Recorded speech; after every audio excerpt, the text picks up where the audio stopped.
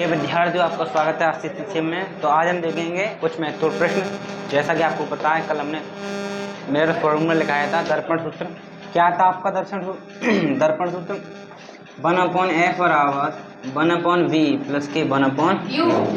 f क्या थी आपकी फोकस दूरी, v क्या थी दर्पण से प्रतिबिंब की दूरी, और u क्या थी आपकी दर्पण से वस्तु की दूरी। और जो आपका फोकस है अवतल दर्पण के लिए माइनस लेना है और उत्तल दर्पण के लिए प्लस का लेना है, और जो वस्तु की दूरी है वह हमेशा आपको माइनस की लेनी है। ठीक है, एक ये सूत्र होता है, आपको मैंने एक और लिखाया था, ध्यान है आपको। जो आपकी फोकस दूरी होती है वह क्या होती है? वक्रता त्रिज्या की आधी होती है, ये आपको पता है। फोकस दूरी वक्रता त्रिज्या की आधी होती है। ठीक है, एक ये सूत्र हो गया आपका, एक ये हो गया, और एक और है आपका, कल मैंने लिखाया था, जो आपकी आवर्धन क्षमता होती है m, वह क्या होती है?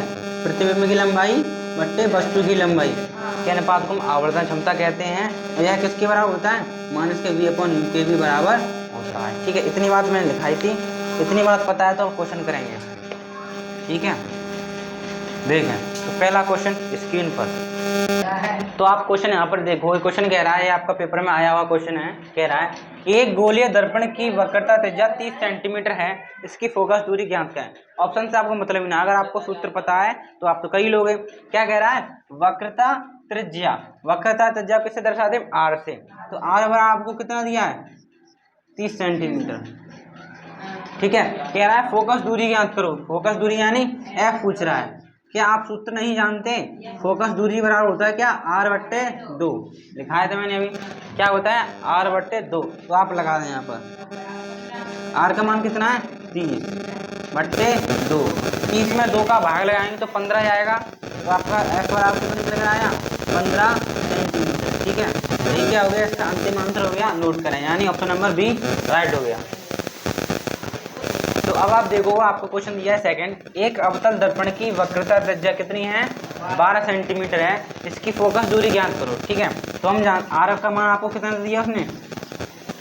12 सेंटीमीटर। अब देखो हम बात करें अवतल दर्पण के लिए, आपकी वक्रता त्रिज्या माइनस की ले जाएगी। अवतल दर्पण सब कुछ माइनस में ले लो। ठीक है, इसकी वक्रता त्रिज्या कैसे मिल जाएगी?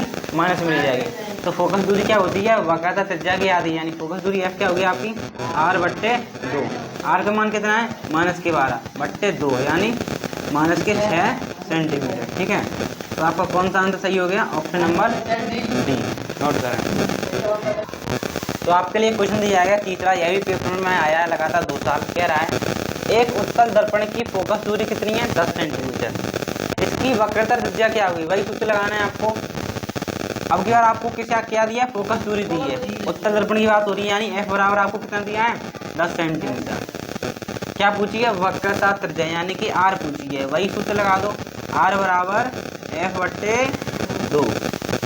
ठीक है, सॉरी, f बराबर r/2 ये होता है। f का मान कितना है? 10, r ऐसी और 2 का ऐसा मल्टीप्लाई कर दो। ठीक है, तो कितना हुआ? r बराबर 20 सेंटीमीटर। Option number D. ठीक है, नोट करें। देखो आपके लिए क्वेश्चन दिया, क्वेश्चन नंबर 4 कह रहा है एक अवतल दर्पण की फोकस दूरी कितनी है? 5 सेंटीमीटर, इसके सामने सेंटीमीटर पर एक वस्तु, उसका प्रतिबिंब कहाँ बनेगा? क्या हुआ है? वास्तविक हुआ, ये भी बताना है। ठीक है, तो सबसे पहले आप लिखोगे कि आपको क्या क्या दिया गया है, वह आप यहाँ पर लिखोगे। ठीक है, यहाँ लिखोगे, ठीक है, क्या लिखोगे? दिया है, दिया है। अवतल दर्पण की फोकस दूरी कितनी दी है आपको? फोकस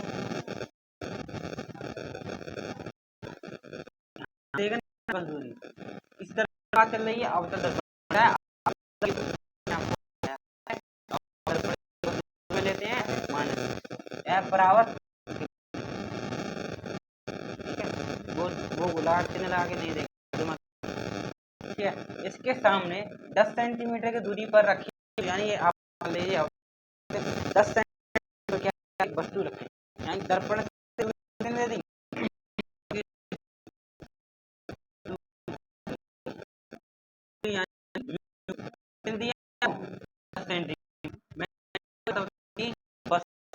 हमेशा कितने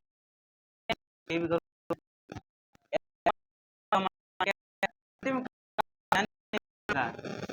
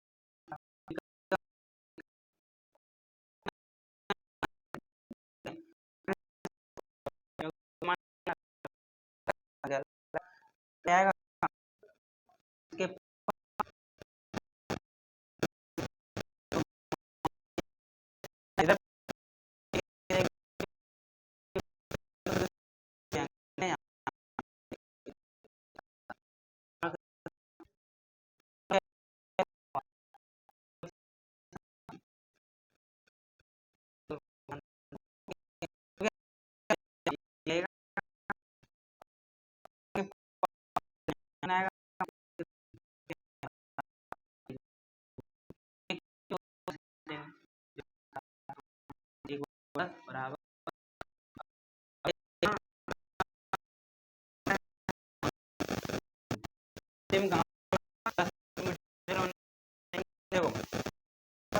का निकल कर आ रहा है तो समझ जाना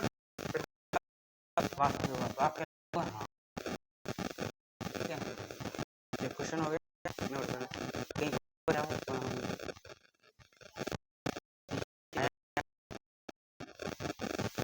तो अब आप देखेंगे प्रश्न यहाँ पर कह रहा है एक उत्तल दर्पण की फोकस दूरी 15 सेंटीमीटर, एक वस्तु इसकी मुख्य अक्ष पर ध्रुव से 30 सेंटीमीटर की दूरी पर रखी है, यानी वस्तु की दर्पण से दूरी कितनी हो गई आपकी 30 सेंटीमीटर।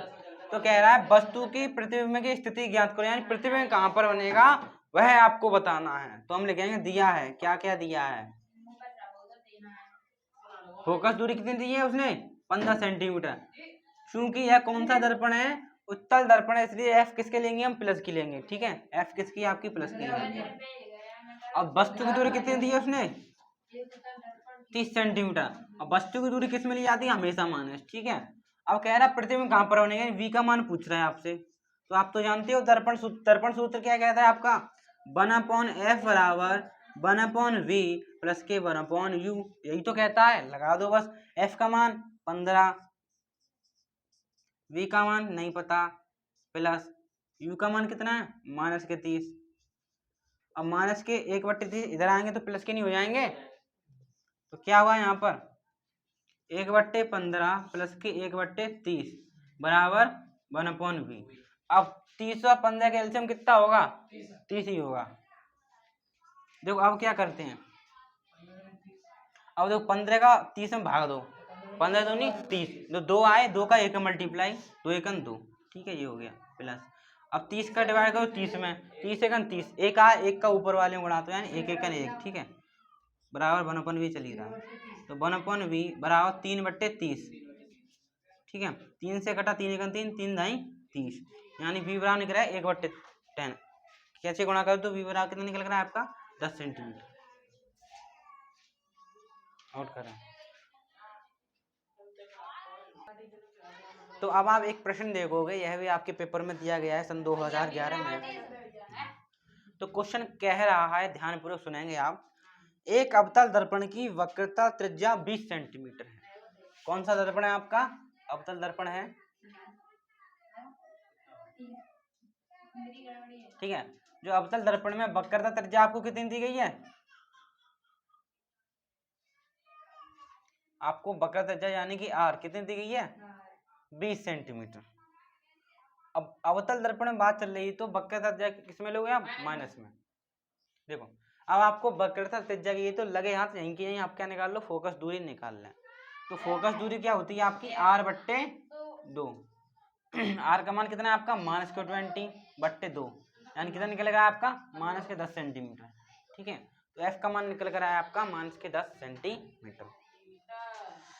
अब कह रहा है आपसे जो कोई वस्तु है अवतल दर्पण से 15 सेंटीमीटर की दूरी पर रखी है, यानी वस्तु की दूरी कितनी दी है उसने, वस्तु की दूरी u बराबर 15 सेंटीमीटर। और वस्तु की दूरी किस में लेते हैं हम माइनस में, तो माइनस कर लो इसको। क्या पूछ रहा है आपसे प्रतिबिंब की दूरी, क्या पूछा है आपसे? प्रतिबिंब की दूरी यानी कि v क्वेश्चन मार्क, ठीक है, ये आपसे क्या है पूछा है। तो हम तो जानते हैं, क्या जानते हैं, सूत्र जानते हैं, 1/f बराबर क्या होता है आपका 1/v प्लस के 1/u, ये तो हम जानते हैं।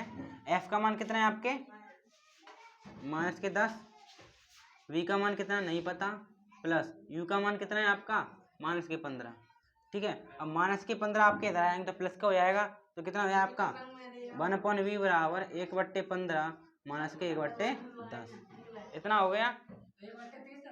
हाँ, अब 15 और 10 का एलसीएम लो, नहीं ले पा रहे तो इधर देखो, 15 10 का एलसीएम लेना सीखो। सबसे पहले छोटे पार्टे से काटो, 2 से काटो, 2 से 15 कटेंगे नहीं कटेंगे, 10 कटे आएंगे 5 बार। अब काटो 3 से, 3 के पाड़े 15, 3 पंजे 15, 5 नहीं आते, 5 के 5। अब काटो 5 से, 5 एकम 5, 5 एकम 5, तो गुणा करो, 2 तिया 6, 6 पंजे 30, तो एलसीएम कितना निकल कर आया इसका 30 निकल कर आया, यानी 15 और 10 का एलसीएम कितना निकलेगा आपका 30। अब 30 हो गया, अब क्या करोगे 15 का 30 में डिवाइड करो, 15 दूनी 30, तो 2 का 1 में मांगे 2 एकम 2, सही है 2 माइनस। अब 10 का 30 में डिवाइड करो, 10 या 30, 30 का 1 10 या 3, 3 बार गया, 3 का 1 बना 3 एकम 3, तो 3 आ गया ऊपर। अब आप देखेंगे, हाँ, अब 2 में से 3 गया, माइनस का 1 बचेगा, यानी आपका 1/v बराबर माइनस के 1/30। अब गुणा कर दो 30 का इसमें, v का इसमें, तो v बराबर कितना निकल गया आपका -30 सेंटीमीटर, ठीक है, नोट करें। ये आपका क्या हो गया अंतिम आंसर। देखें, अब हम देखेंगे क्या प्रकाश का अपवर्तन।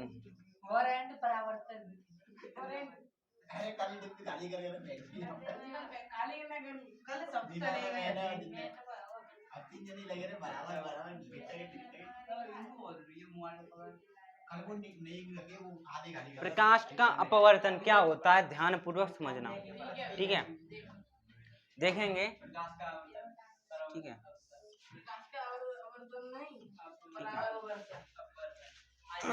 तो 2 डायग्राम देखोगे आप, तो 2 बातें समझें। मान लीजिए यहाँ पर मैंने क्या लिया प्रकाशिक विरल माध्यम, क्या लिया विरल माध्यम,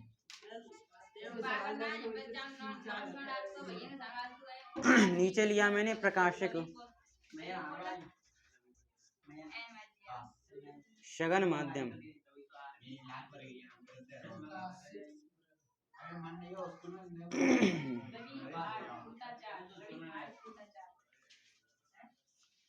अब देखें विरल और सघन माध्यम क्या होता है। देखो विरल माध्यम उसे बोलते हैं यहाँ पर कम भीड़ भाड़ हो, सघन माध्यम उसे बोलते हैं यहाँ पर ज्यादा भीड़ भाड़ हो। जैसे कि बात करें वायु की और जल में बात करें, मान लीजिए कोई आपकी प्रकाश की किरण वायु से कहाँ पर आ रही है जल में आ रही है, तो आप क्या बताओगे जो वायु वाला एरिया है उसे आप बताओगे विरल माध्यम, और जल वाला माध्यम उसे क्या बताओगे आप सघन माध्यम। क्यों, वायु में तो ज्यादा भीड़ भाड़ नहीं मिलेगी, जल में आपको ज्यादा भीड़ भाड़ मिलेगी, इसलिए।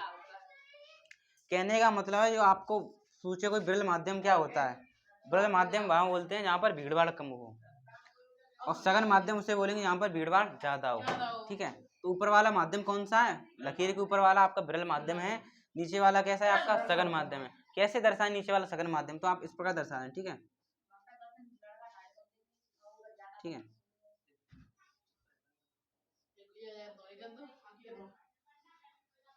ठीक है, नीचे भीड़ भाड़ दिखा दी हमने, ठीक है, और ऊपर आपकी कम भीड़ है, तो ऊपर वाला विरल माध्यम नीचे वाला सघन माध्यम।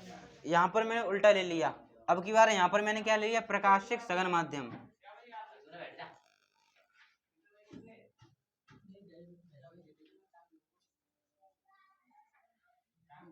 प्रकाशिक सघन माध्यम, नीचे है आपका प्रकाशिक विरल माध्यम,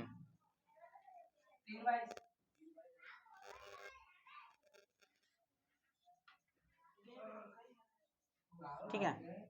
अब बार सिस्टम बदल लिया, पहले ऊपर विरल नीचे सघन, अब की बार ऊपर सघन नीचे विरल, तो सघन ऊपर है तो कुछ माध्यम इस प्रकार होगा, भीड़ भाड़ लगा दो,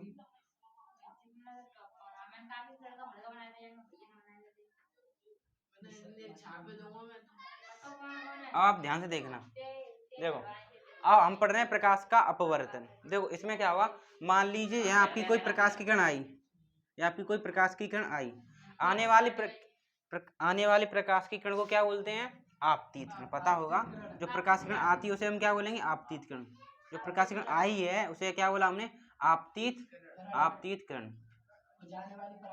ठीक है, आने वाली प्रकाश किरण आपतित किरण। ठीक है, और ये बीच में आपको जो दिखाई दे रहा है इसको हम क्या बोलेंगे, अभिलंब। क्या बोलेंगे, अभिलंब, अभिलंब। अब आप ध्यान से देखना, प्रकाश की किरण आ रही है, कहां से आ रही है, प्रकाशिक विरल माध्यम में आ रही है। प्रकाशिक विरल माध्यम में आई, अब कहां पर आएगी, सघन माध्यम में जाएगी। विरल माध्यम में आई, अब कहां पर आएगी, सघन माध्यम में जाएगी। ठीक है, तो आप आने वाली किरण आपतित किरण, अब विरल से कहां पर आएगी, सघन में जाएगी। ऊपर जो कम भीड़ भाड़ है तो एकदम आराम से पंख फैला कर आ रही है। अब जैसे सघन माध्यम में घुसेगी, सघन माध्यम में तो भीड़ भाड़ है, तो ये आपकी प्रकाश की किरण है वह क्या आएगी, अवलंब की तरफ मुड़ जाएगी। इस प्रकार जानी तो इस प्रकार चाहिए थी सीधी, लेकिन अब नीचे भीड़ भाड़ होने की वजह से जो प्रकाश की किरण है अवलंब की तरफ मुड़ जाएगी। किसकी तरफ मुड़ जाएगी, अवलंब की तरफ मुड़ जाएगी। ठीक है, तो नीचे वाली जो प्रकाश किरण मुड़ गई इसको हम बोलेंगे क्या, अपवर्तित किरण। क्या बोलेंगे, अपवर्तित किरण, अपवर्तित किरण। ठीक है, आने वाली किरण आपतित किरण, जाने वाली किरण अपवर्तित किरण। ठीक है, अब देखना जो आपतित किरण है और जो अविलंब है, इन दोनों के बीच में जो एंगल बना है, ठीक है, जो आपकी आपतित किरण है, जो अविलंब है, इन दोनों के बीच में जो एंगल बना है उसको दर्शाएंगे किससे, आई से। और आई आपका क्या होगा, आपतन कोण। क्या होगा, आपतन कोण, आपतन कोण।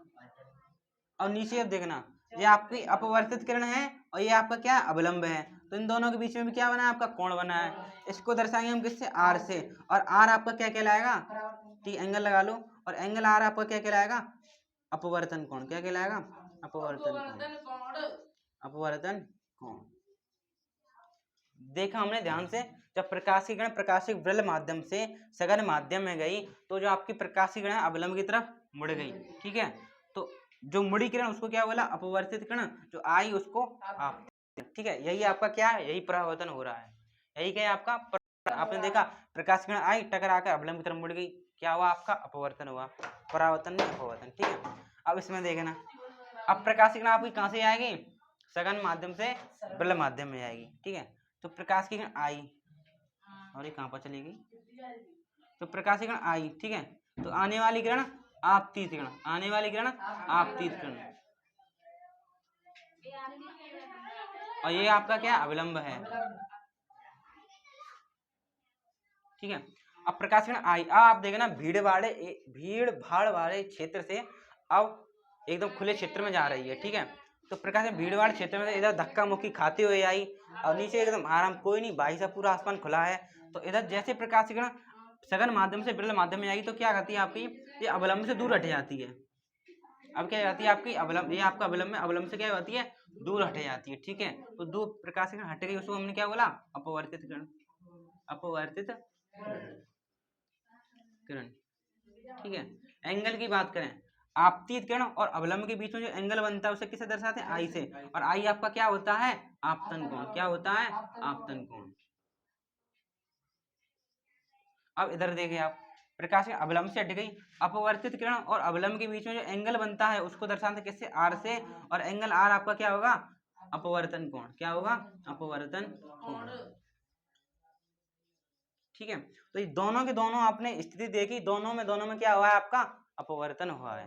तो अपवर्तन क्या होता है, जब प्रकाश की किरण, देखो जब प्रकाश की किरण एक पारदर्शी माध्यम से दूसरे पारदर्शी माध्यम में जाती है तो उसकी दिशा में जो विचलन होता है उसे हम क्या बोलते हैं, अपवर्तन कोण। अब आप देख, इसमें देख रहे हैं, जब प्रकाश की किरण विरल माध्यम से सघन माध्यम में गई तो अवलंब की तरफ मुड़ गई, जब सघन से विरल में गई तो अवलंब से दूर हट गई, तो इसे अब क्या बोलोगे, ये आपका क्या है, अपवर्तन है। क्या है आपका, प्रकाश का अपवर्तन है। ठीक है, तो हम इसकी परिभाषा लिख रहे हैं, क्या लिखोगे आप, जब प्रकाश की किरण, जब प्रकाश की किरण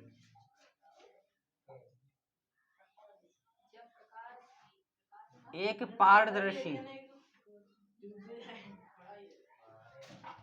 पारदर्शी माध्यम से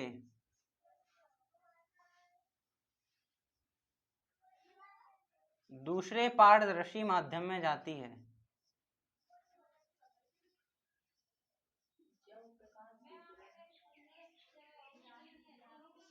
दूसरे पारदर्शी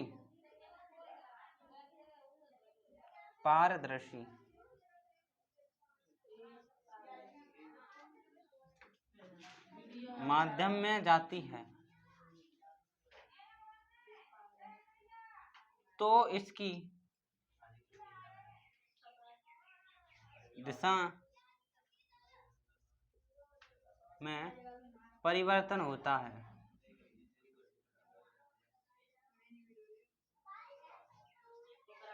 जिसे प्रकाश का अपवर्तन कहते हैं। ठीक है, तो नोट करेंगे ये। ठीक है, जब प्रकाश की किरण एक पारदर्शी माध्यम से दूसरे पारदर्शी माध्यम में जाती है तो इसकी दिशा में जो परिवर्तन होता है प्रकाश का परिवर्तन कहलाता है। ठीक है, ये दो डायग्राम हो गए, अच्छे से नोट करेंगे। प्रिय विद्यार्थियों, आज के लिए इतना ही। Thank you.